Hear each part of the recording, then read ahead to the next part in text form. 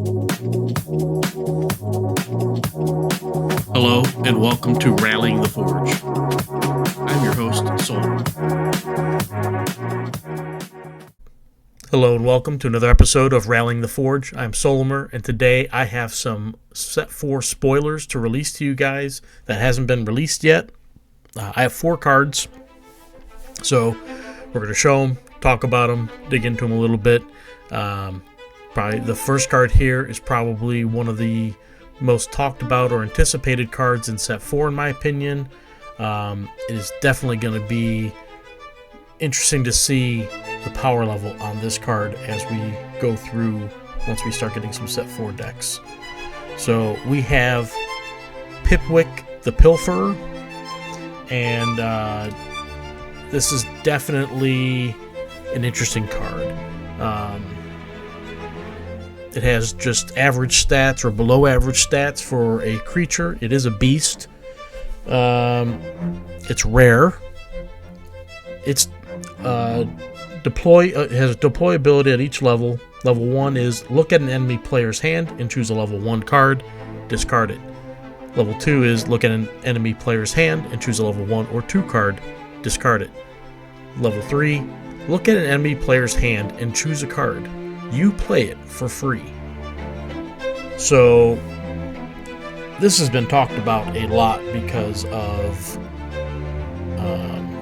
just discarded mechanics in general in TCGs, CCGs, in card games. They can be really, really strong. It can... in SolForge Fusion, we have a 20 card deck, essentially. We draw every cycle 75% of that deck. There are ways, which we'll show, where you can draw more than that a little bit, but you only get to play a very small portion of that. 30% of your deck, essentially, outside of when you have free spells and other things that allow you to play more cards, obviously. But on a base level, you play 30% of your deck every cycle. You only draw 75% of it.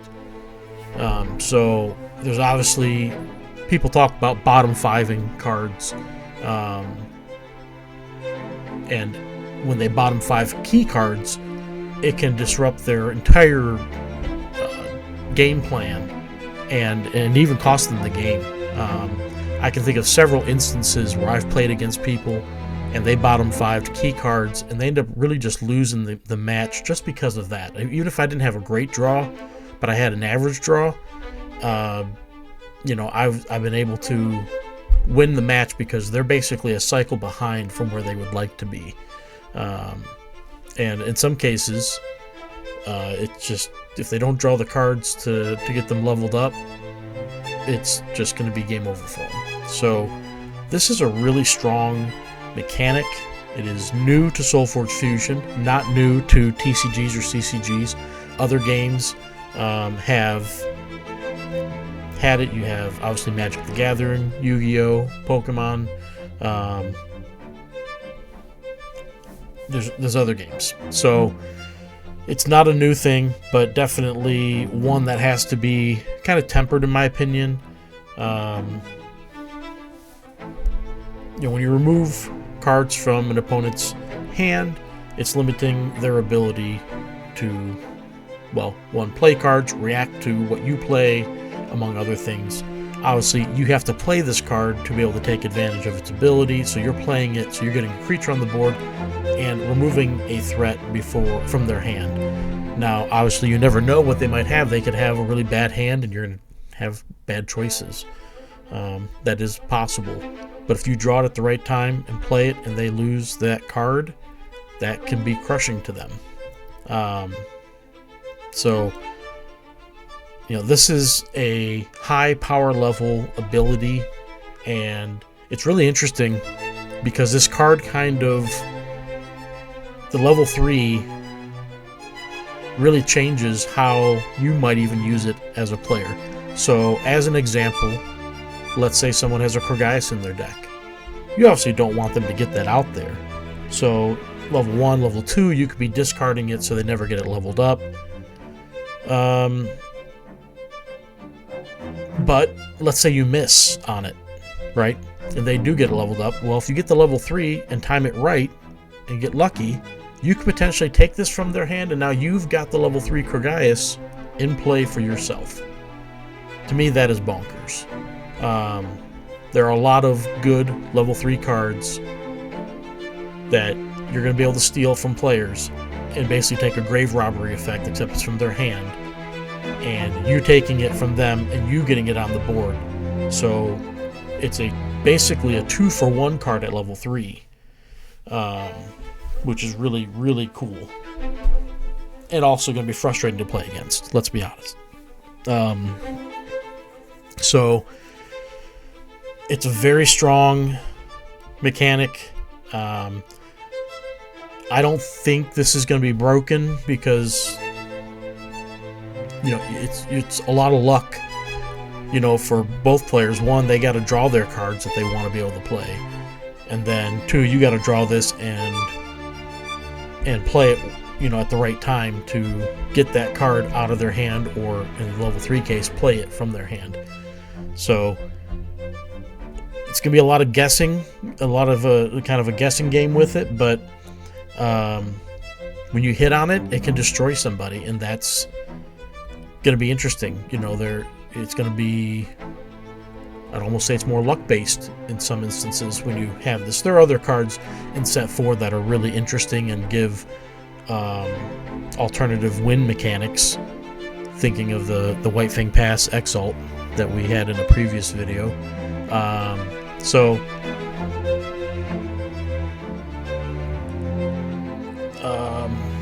You know, this is in Necrium, of course, so people are not happy with that. This could have been a great mechanic to put in with Aloin, in my opinion, but, you know, I get not doing that. Always looking to pump Aloin back up because they've been arguably the worst faction in each set. Set 3, I don't think they were the worst, but they weren't the best. So,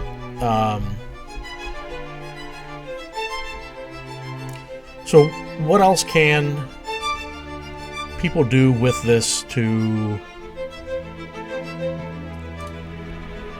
you know, I don't want to say make it better, but there's a lot of, not a lot, I shouldn't say a lot of, there are other things you can pair this with that could be interesting. I don't know if it's going to be super strong or not, but one of the Forgeborns we have, Crux,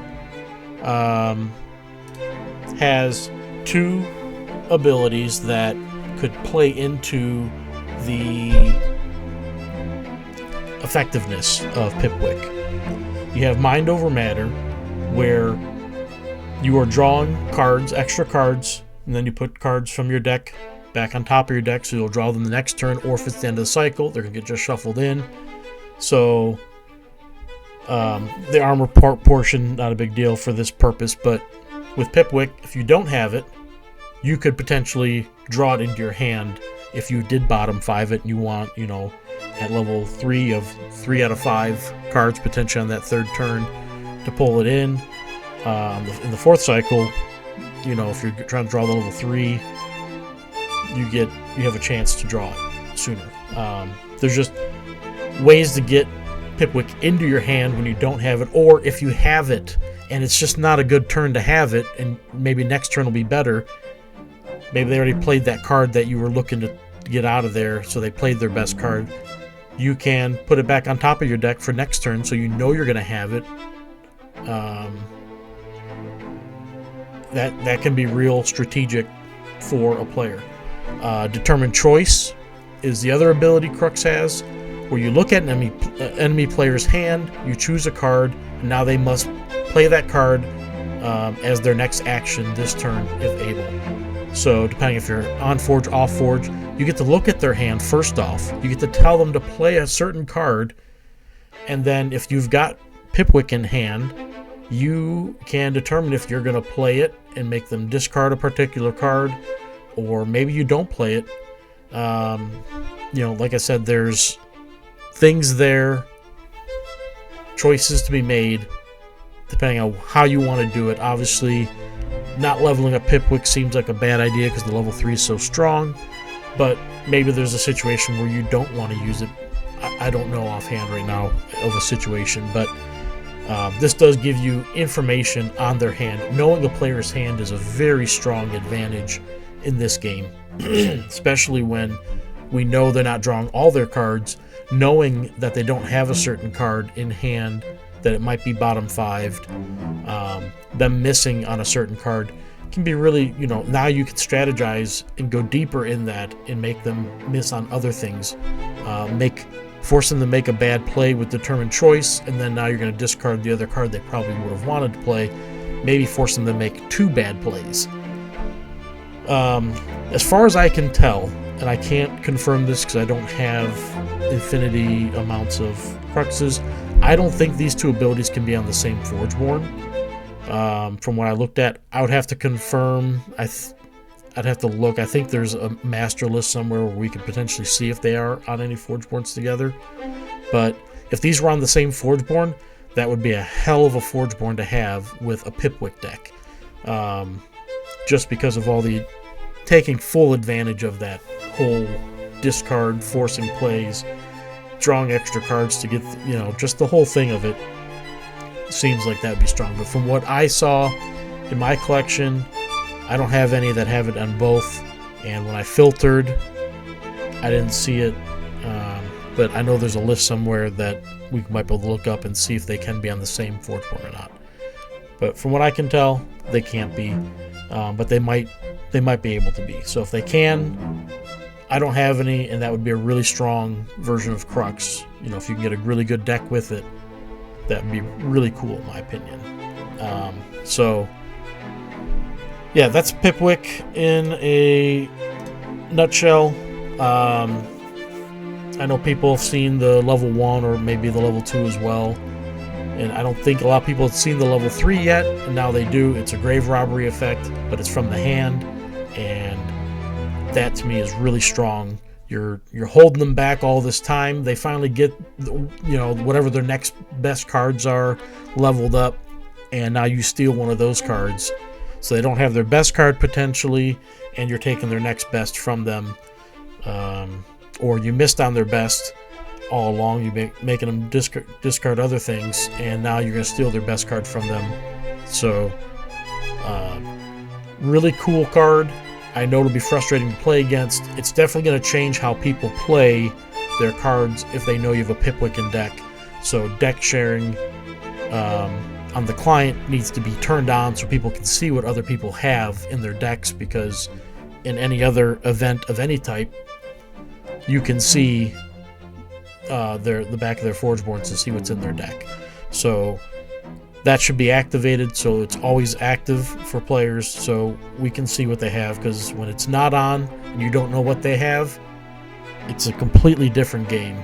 Not being able to account for things that they could have. You make a play and then they have the card that you didn't know they had that you could have avoided. That's just, it changes everything. So I really hope that they will, especially with set 4 coming, make that turned on. Just don't even have the option to turn it off. Just leave it on. Deck list on. Let everyone share their deck list.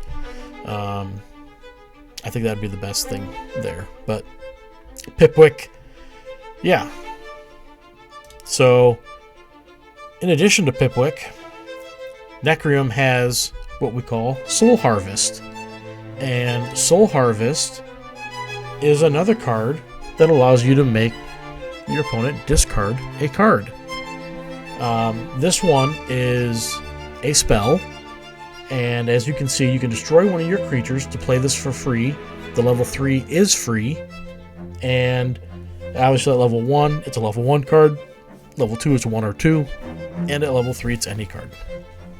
So, obviously this card, with a Pipwick in the same deck, could be really amazing for the player who's playing it.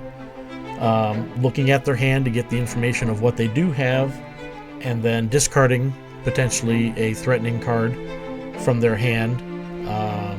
Depending on your type of deck and what you've got on the board, you can potentially play this for free. It doesn't cost you anything other than destroying one of your creatures. If your deck's built that way, that's not really a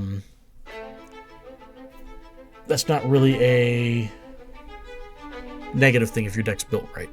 So, and if your deck's not built that way, then you can just play it as a regular card. It's still very powerful, making them discard a card. So now, combined with Pipwick, you've got 2 chances. You have a 10% chance to draw one of these every cycle. And, there could be Betrayer versions of these. So now you have potentially a Betrayer of this or Pipwick with a deck that has both of these in it. Then you've got, more versions. You've upped your chances to a 15% chance to draw one of them every cycle. It's a very interesting situation, I guess, best way to say it. But I definitely like the card. I like how it's built, structured with the free. It's a good balance there. The ability itself, discarding a card, strong. Like I said, discard mechanics are very strong mechanics. So it's gonna be interesting to see how this plays out with decks. I think any good deck's not just gonna rely on one card, but some decks definitely lean towards having that one good card, and it really helps them win more matches than they would without it, obviously. So I just really can't say enough about how strong it's going to be, and they're both in Necreum, so that's just kind of it is what it is. So really looking forward, though, to seeing what kind of decks come from Necreum with mechanics like this. And I don't know if there's going to be more cards with more discard mechanics. There could be more. We just don't know yet. So that's all I have for Necreum. I had 2 Necreum cards, and now I've got 2 Tempest cards. So the next one most people are very familiar with. We have Pyrax the Flamebound, and Pyrax was spoiled in December when Lucas played in the random event, the holiday event, the winter solstice event. He had a set 4 deck pop up for him, and it was streamed, and we had gotten to see the card at the time. It is a common card, very interesting card. A lot of people looking forward to trying to turn this into a weapon. So you can see the stats on him. As a creature, he's a mage, so that's a good creature type to have. His stats they're below average. His level 3 is not really below. His level 3 is average, I think, for where a level 3 creature should be at. Or he's right there, and he's not too strong or anything. He's definitely not below average.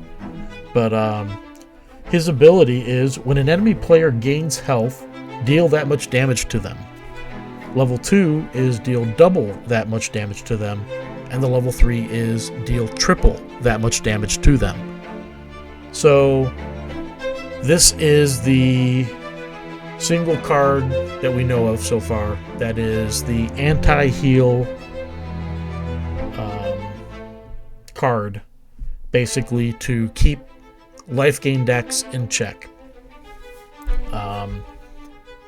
So it's going to be interesting to see what kind of decks form with him in them.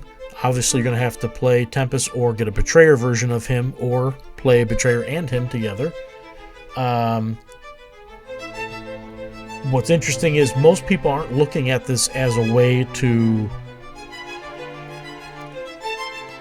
stop life gain as much as they are looking forward to trying to turn this into a weapon with things like Spring Bloom, where both players gain health. You gain some health, and they take some damage. So on level 1, they wouldn't gain any health, they would just break even. At level 2, they would lose that much health, and level 3, they would lose 2 times that much health. But he's just a single creature, so keeping him on the board will be important, obviously. His stats aren't super great at level 1 and 2 that he's going to be able to survive, at most 2 turns in most cases. So you're going to need to be able to protect him in some instances. But this can definitely, depending on the life gain deck, really hurt them if they don't have the right removal, or even if they do, if they don't draw it when he's out there. This can make them stop playing cards that are going to gain them life because it's going to hurt them too much.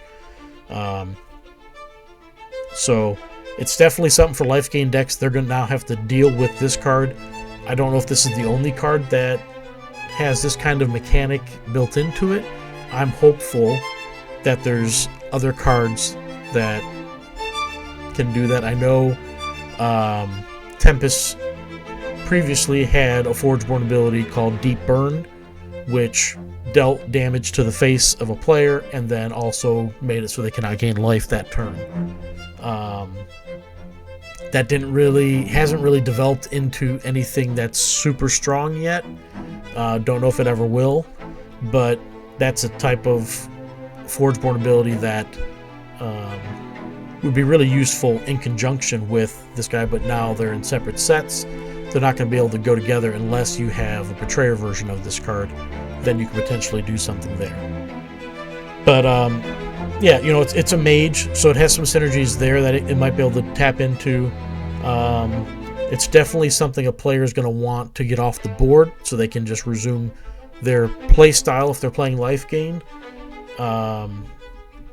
And it sounds like a lot of people are going to try to utilize this as a weapon with things like Spring Bloom in particular. So that's Pyrax. Everyone was pretty familiar with him, but if you hadn't seen him, this is him. He's going to be a great card. He's a common card, so even in a deck that he doesn't necessarily synergize well with, he's going to be a great utility card just to have in there. His level 3 is not bad with stats, 14, 17. But it's going to be a great card just to have in there. If you come across life gain deck, well, you have that in your deck, so you have something to suppress their healing, or if they want to go forward with it, they're going to take a lot of damage for it. So definitely a good card. I don't think there's going to be really a situation where it's like, it sucks to have Pyrax in this deck. I think it's just going to be one of those cards where you're like, yep, that's a great support card for this deck. I'm not going to be unhappy about seeing that in there. And there's probably going to be decks, I'm sure they're going to have some mage synergistic type decks, maybe with spells or other abilities. So being a mage could play into some other types of decks that maybe will make him even more valuable. So that's Pyrax the Flamebound. And then lastly, but not least, we have Scorchar Flamewrath Titan. So Scorchar is an elemental. His stats are pretty low. We'll say that. He is, if you've played in the campaign and you've gotten the Fire Fist Uranti upgrade, the enhanced version of that, this guy is basically that, except he only does it on deploy. So his deploy is deal 1 damage to all enemy creatures at level 1. At level 2, it's 2 damage to all enemy creatures. And level 3 is 3 damage to all enemy creatures. He ignores armor while dealing damage. And his level 3 also has ignore armor while your creatures and spells are dealing damage. So it's all of your creatures, all of your spells ignore armor. So this is a great counter to typically armor-based decks are Loyan, but this is definitely a good counter to that. It is also a common card. So you could see this in your deck, and because his ability only damages enemy creatures, again, he could fit into a deck where he doesn't have really any synergies to go with it, but he's not a bad support card. He's gonna deal damage across the board like a Shardback to all enemy creatures, and then his level 3, while he's only an 8/8, if you happen to be facing anything with armor out there, you can ignore it. So there's advantages to that. I think it's really specific unless set 4 introduces a lot more armor type creatures. Not sure on how that's going to work, but I definitely think the ability is good. I think this to me looks like a card that they didn't want to make it too strong, so they kind of maybe toned it back, and now he's maybe almost borderline bad. I don't think he's by any means amazing, but as a common card you might draw in a deck, I don't think it's going to be horrible to have him. There's definitely going to be better cards you probably could draw. Having a Pyrax would probably be better than having him. If they don't have any armor in their deck, half of his card text is wasted. They deal 1, 2, and 3 damage. It's not nothing, but it's really small. I mean, even Shardback goes 2, 3, 5. That would be much more powerful. You know, Scorchmane Dragon is 5 to 1 creature at level 2, and 5 to all enemy creatures at level 3. So, not being able to pair him with a Scorchmane Dragon, unless you have a Betrayer version, of course. You know, you can't take advantage of dropping them both on a turn and hitting everything for, in this case, it'd be 8 at level 3. You know, it's not useless, like I said, but at the same time, it's not really overpowering. I like the ability, but, you know, if your opponent has a full board of creatures,